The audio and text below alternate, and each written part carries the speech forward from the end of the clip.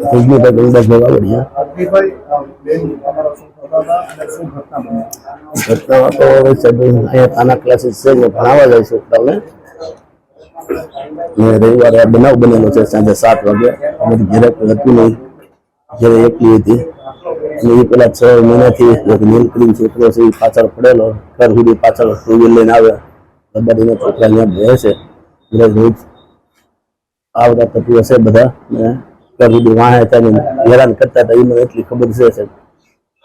એ સમય મેં એના પપ્પાને ફોન કરેલો, ત્યાંથી નંબર ગોતી કે ભાઈ તમારા છોકરાને કહો કે લઈ જાય, પાછળ પાછળ આવે છે મારી છોકરી વાહે, કે હું સમજાવી દઈશ। પછી મેં કડક શબ્દમાં કીધેલું પણ કાંઈ થયું નહીં, રોજ વાહે આવતું એટલે છેલ્લે 2 દિવસ થયા આમ શૂન્યની રહેતી હતી। પછી શું થયું કઈ સાહેબ ખબર નથી, 6 મહિનાની મને પાકી ખબર છે।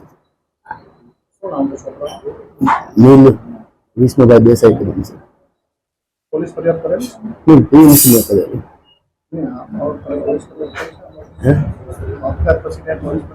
નહીં, પોલીસ વાળા આવીને બધું નિવેદન લઈ ગયા છે, આગળ જવાનું બોલાવ્યા છે। देखो समग्र गुजरातની અંદર આ પ્રકારની ઘટનાઓ વારંવાર બનતી હોય છે, ત્યારે આવા નરાધમો કોર્ટના માધ્યમથી સરળતાથી છૂટી જતા હોય છે। મુખ્યમંત્રીશ્રીને આપના માધ્યમથી એટલું જ કહેવા માંગુ છું, અને પાટીદાર સમાજ વતી સમગ્ર ગુજરાતની અંદર આ પ્રકારની ઘટનાઓ બની રહી છે, ત્યારે કે કાળા કાચની ગાડીઓ રાખી અને બેફામ રીતે નરાધમો સ્કૂલ, કોલેજ અને ટ્યુશન ક્લાસોને ટાર્ગેટો કરતા હોય છે। વિદ્યાર્થીઓને વિદ્યાર્થિનીઓને આ પ્રકારે હોસલાવી પટાવી અને બ્લેકમેલ કરવાનો ધંધો કરતા હોય છે। વિદ્યાર્થીઓને વ્યાજના વિચક્કરોમાં ફસાવી અને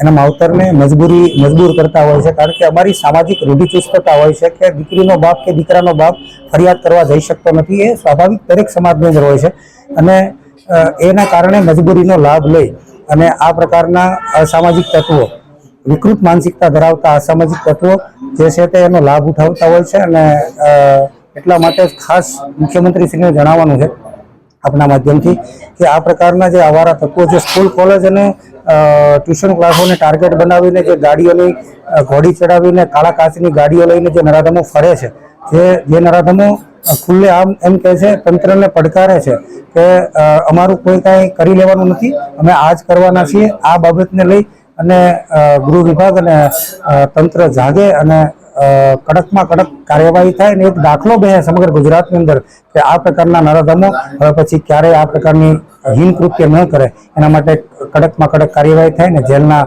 સળિયા પાછળ આજીવન કેદ થાય એવી અમે એની માંગણી કરીએ છીએ।